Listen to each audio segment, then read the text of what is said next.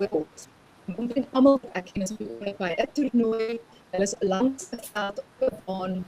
Ons is hierdie paasvakansie is al ons ouers besig om hulle kinders te ondersteun. En dit is 'n ongelooflike mooi tyd van jou kind se lewe, so druk dit en geniet dit. Maar ek moet sê, ek mis dit. Ek is baie opgewonde om vanaand 'n gas te hê wat ek so baie van by wil leer en ek weet in die volgende paar maande gaan leer. En vanaand gaan ons 'n bietjie talige onderhoud hê. Chris Ekron from Playbook Education, baie welkom. Thanks for being with us tonight. Thank you, Milan. Thank you so much for having me. I'm really looking forward to having this discussion and discuss everything around school sport and youth sport and unpack it a little bit more. It was a few months ago, it was maybe even a year ago, I can't remember, when I stumbled on the Instagram platform at first, because I was looking for conversations around parenting and sport. And why I love your platform so much is because it really feels to me like you are looking at this, the whole ecosystem around school sport, youth sport, and you look at all the factors that form part of this ecosystem, and you want to really elevate it and make it better and look where we can change. And obviously from our side, we are excited to hear what is it that we as parents can do. But before we get to that, just in a nutshell, how did Playbook Education start? You're one of the co-founders, and how did this all happen? I think there's multiple stories around how it was originally sort of founded, but myself and Charlie Post, the co-founder, a number of conversations around where school sport's going, where youth sport is going, and realizing that the pressures that the students are facing. And we both come from different sort of backgrounds, but also very similar backgrounds, where we see education in sport being a very important element of how we develop students, and not just, coaching the sport, but bringing what sport is meant there to be there for. And Charlie and I just had a lot of conversations. Our realization that we've got to support the student athlete and make student-centric decisions led us, one thing to another. And then we started off last year, July, with a small conference, and then one thing led to another, and we started now with different workshops, presentations, and it's all around the student-centric approach and looking at what we call the role players in the student's life. I'm sorry, it seems like we're having a bit of a technical issue. There's a white noise that's dipping in and out, but I can hear you quite fine. I wanted to ask how. So obviously different approaches, different things that you are trying. What do you see as the biggest pain points in school sport at the moment? So I think the short-term wins are what people are speaking about a lot more these days. The Saturday wins compared to what I call the process wins. So we're quite fixated on winning on a Friday or on a Saturday. And of course we want to win, but we need to remember what sport is there for when it comes to school or youth development, and trying to look at more the process wins around the education that we're providing the students in their journey, in their development journey. And sport is such a big part of that. And if you chat to any professional player, and that they speak about their time at school sport because it was about them being with their friends, it was connection, it was about getting outside the classroom and just having fun and being connected with guys their same age and that. And I think, to me, we really fixated on the winning process at the moment, and instead of the development phase. And there's multiple reasons for that, but I think we can get a good medium if we work smarter together and we look at the different eco players, the different role players in that system. Do you think it will be easy to influence the system? I mean, it's all good and well to have this dream and to see that there are pain points and things. Is it a tough system to infiltrate? I think so. Definitely it is tough. I mean, I think the main concern to me is we're going away from a student-centric approach, and that's what Playbook Ed wants to do effectively, is bring the student back to the decision making, keeping them in the center of every decision that we make, and then also looking at educating, mentoring, coaching the role players within that. So that is the directors of sports, the different coaches, the managers, the parents, and saying, this is what the students actually going through from a Monday to Sunday. This is what they're struggling with. These are the pressures that they're facing.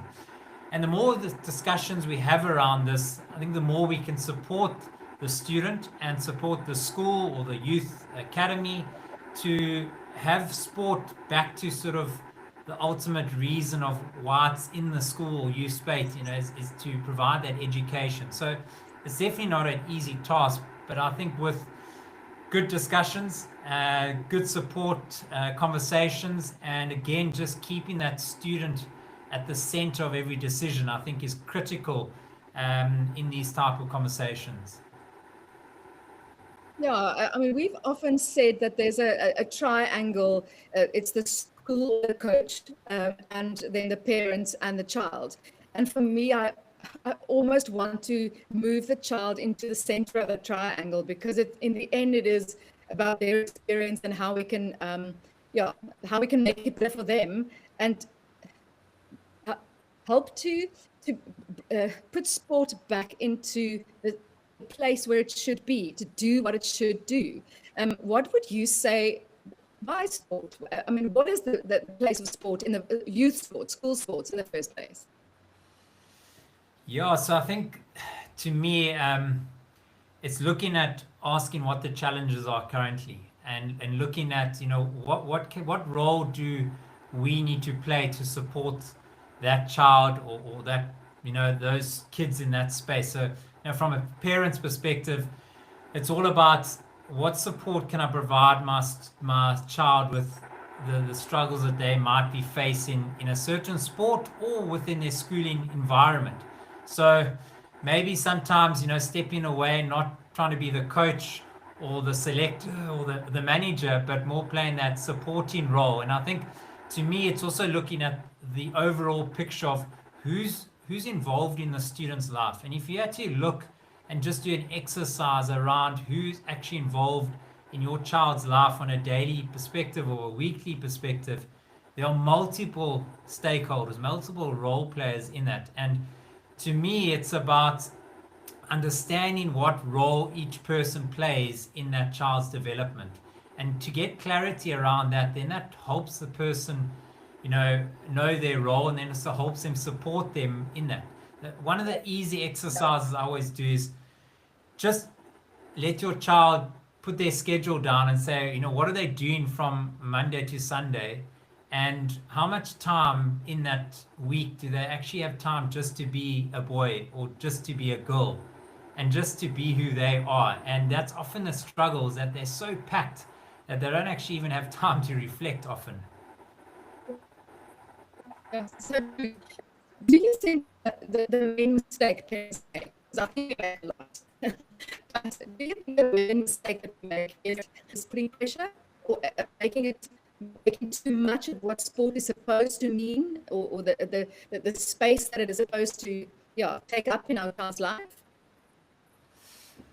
I think with sport growing so much in a school space, there's a lot of hype in that, and I think parents ultimately just want to support their child, and I think sometimes that then is done by providing extra lessons or extra coaching or extra gym sessions and that, and we're thinking that we're doing a good thing by supporting our child, and that just hypes things up a bit. And I think there needs to be a bit of a balance between that and just understanding the overall ecosystem of where sport fits into your child's life, and the reality is that so few of kids are going to actually make it professionally, and even if they do make it professionally, they still got to have a career outside of that, what we call the dual career dream. So yes, they might want to be the next Springbok or the next Proteas, but they also need to have another type of dream. So business person, entrepreneur. So having that dual career language I think is important as a parent, is that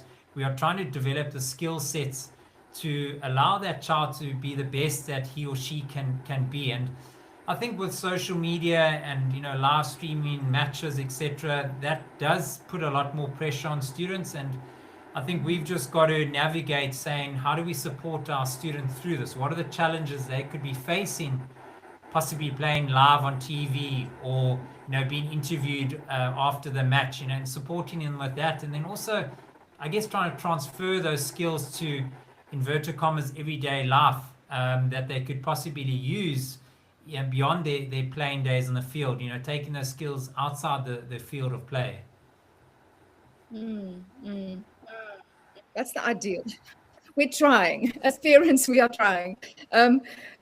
Let's talk a little bit about the parent-coach relationship, because I think that is sometimes where things go wrong, specifically when it becomes maybe the higher grades, and when there's a little bit more competition, and a little bit more of a personal dream for a child, and then we as parents step into that relationships. It's so difficult to know when as a parent to intervene or not. When do I just let that relationship play out and let the coach be the coach? When do I parent in that situation? Do you have thoughts on that? Is there something that you feel strongly about within that relationship? Yeah, so I don't think there's a sort of one answer to that question. Yes. But I think, to me, I've always been in education as a teacher and a coach. I've always encouraged students to speak to me first. I think that's a good skill set for them to learn and for them to develop. And as coaches, we also got to be open to that. So we've also got to create that environment that the student, or your student athlete, is able to speak to you about what they're struggling with, and not feeling that if I go speak to coach, she might drop me. We've got to build that relationship with the students or the team. So to me, that's the first actual step. And I think as parents, I would encourage the kids to go speak to the coach before you intervene, because I think that's a good relationship. I think that's a good skill set for them to develop. But I also understand that not all coaches are open to do that. And I think that's partly what we're also trying to help with, is saying, you are in a position of building relationships. That's why we're in education. That's why we are coaching. That's why we are teachers, ultimately, because we want to be the best that we can be to help the next generation be the best that they can be ultimately. And those, to me, are skill sets, for a child to be able to go speak and voice his or her concerns in a respectful manner.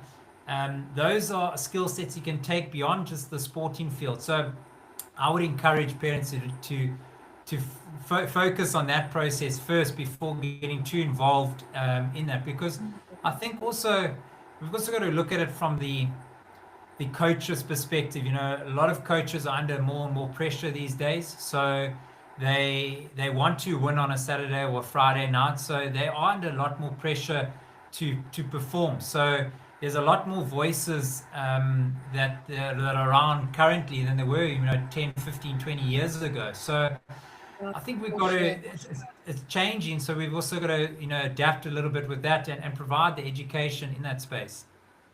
Yeah, absolutely. One of the other things that I'm concerned about, and that's bothering me a little bit, and that's just because we've had a small taste of it, and that is the agents and scouts that it seems to me that it's becoming earlier and earlier that they approach athletes or athletes' parents, even sometimes primary school level. And it worries me because not just because it adds extra pressure, but I think there's a little bit of a tunnel vision then. What are your thoughts on that specifically? I think there's so much research out there about young sort of talent identification and the risk to that. So the student or the child might not develop to his or her full potential of what they had when they were 12 or 13, but absolutely it puts that one dimension one focus kind of identity. You know, I am Chris the rugby player and not Chris the person. And I think we've got to be very careful of that, because education is there to develop the overall person. We're not there to just develop one element of a student.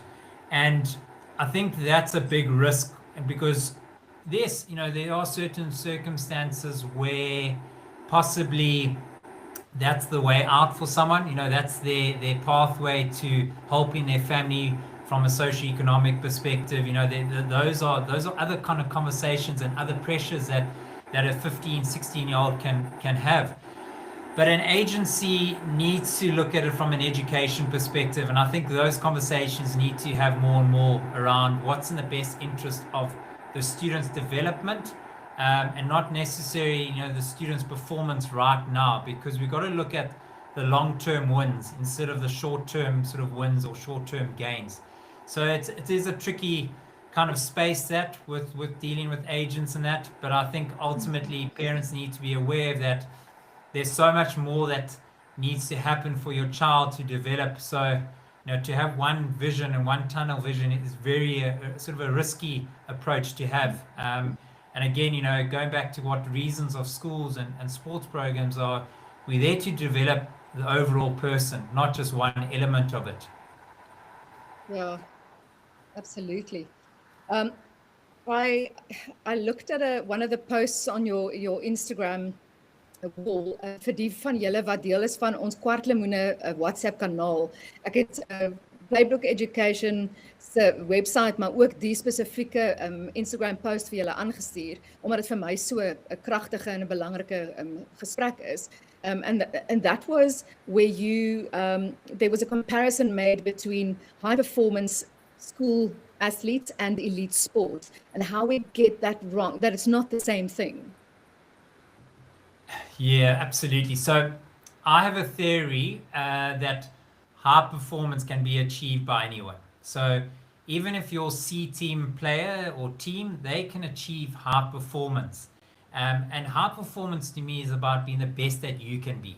And we need to understand that not every kid is going to play A team. Not every kid's going to play Craven Week or you know, the Springbucks, but they can be the best that they can be. And to me, what type of environment can you create that allows that kid to achieve his or her own high performance?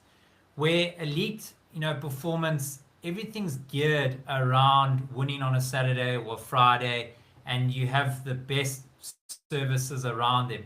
But that's what their primary focus is on. They're there to win on a Friday or a Saturday. School sport, you know, these kids have so many different elements, everything else that's going on in their life. They're not just maybe playing one sport, they're playing a summer and a winter sport. You know, they also got to worry about the academics. They may be playing a musical instrument. They've also got a social life. So sometimes, funny enough, they might actually have more on their plate than an elite sports person who, you know, just has to focus on their cricket or their rugby or their hockey. And yes, they've got other elements, but the time dedicated to that is a lot more. You know, they've got more time to train, more time to upskill themselves in the gym or on the field, where a reality is that students only have, you know, 2-3 hours maybe of practice, where, you know, majority of the time will be in the classroom. So I think we've got to be very careful to think that 17, 16-year-old can be achieving an elite kind of space when that space is not actually geared up to that. Ultimately, they are still in the development phase, regardless of if they are 18 years old. You know, school space, you're still in the development phase, but a high performance environment can be achieved. It just looks different for every single person, every single maybe sporting code, and every single team. I'm excited for the impact that Playbook Education is going to make in South Africa and amongst our schools and this whole ecosystem. What is the dream for you? What I mean, ultimately? I think to me, if we can focus more on process wins, I think that to me is, if that's our language we speak into a lot of people. And if we go back to student-centric approach, and then also I think to me, if we start seeing a lot more students after school playing sport, playing sport while studying. I think that to me is the ultimate dream. If we can see that transition a lot more would be awesome. And I think also in the school space, looking at injuries, it's something that also I'm very passionate about, trying to see less injuries, less concussions in particular sports, and a lot more kids playing sport. Yeah, there's a lot of dreams in that space, but to me, it's about bringing sports education to schools, to youth academies, and those people that are involved in it, so that we remember what sport's really there for when it comes to the school space and to the education space. Ja. As daar ouers of afrigters is wat luister en kyk vanaand, is dit seker ook my aanmoediging dat ons betrokke raak by hierdie beweging om die hele ekosisteem vir ons kinders en vir onsself beter te maak, vir ons skole beter te maak. Kyk uit vir Playbook Education se konferensies en vir hulle, daar's soveel wat hulle bied as jy op hulle website gaan en op hulle platforms. There is specifically one conversation that I'm looking forward to. Chris, if you can just talk a little bit about what is happening on the 7th of May, because I think there are a lot of our parents that would love to join. Absolutely. So it's a parents' breakfast for what we call dual student athletes. So parents who are supporting their students that are playing sport, maybe in a summer and a winter sport, but also just that have a high workload in a school environment. And we are going to chat from kind of the student's perspective and just unpack a little bit about what the student goes through and what tools we can use to support the student in their journey in managing their sport, but also their academics and all other elements that they've got to go through. So yeah, it's the first one that we're going to be hosting in May. So we're looking forward to having that discussion. And I think also the other idea behind that is to connect parents with other parents, just to have discussions around, this is what worked, this is what didn't work for me, and try sort of grow an ecosystem of support around student athlete development. I sometimes feel like we tend to reinvent the wheel, and I felt like when we walked away from school sports as parents last year, I wanted to have a discussion, a session with the grade 8 parents coming in, so that we don't reinvent the wheel, we don't make the same mistakes, so that we learn from each other. And I think that is so amazing if we can, as parents, connect with like-minded people.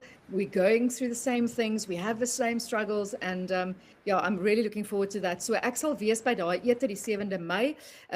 Die advertensie sal eers oor so 'n week uit wees, so kyk gerus op ons platforms, maar ook Playbook Education op Facebook, op Instagram. I know you're on LinkedIn as well. Chris, thank you so much for joining us. This was a short conversation. We're going to have a longer one in future because there is so much to unpack, but I'm just excited that our listeners and our viewers are now aware of you guys, and we can walk this road of changing school sports together. Thank you so much. Thank you. Thanks so much for this evening. Really enjoyed it.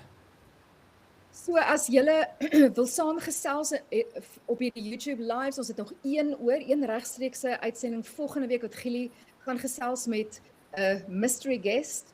En dit is dan nou volgende week Maandag, en dan is ons hopelik weer terug op ons gewone skedule waar ons podcast episodes met julle gaan deel aan die begin van elke week.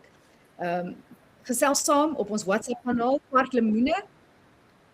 Nou is ons, kan ek hoor, ons producer is daar in die hoek, maar ek groet vir julle en sê vir julle baie dankie dat julle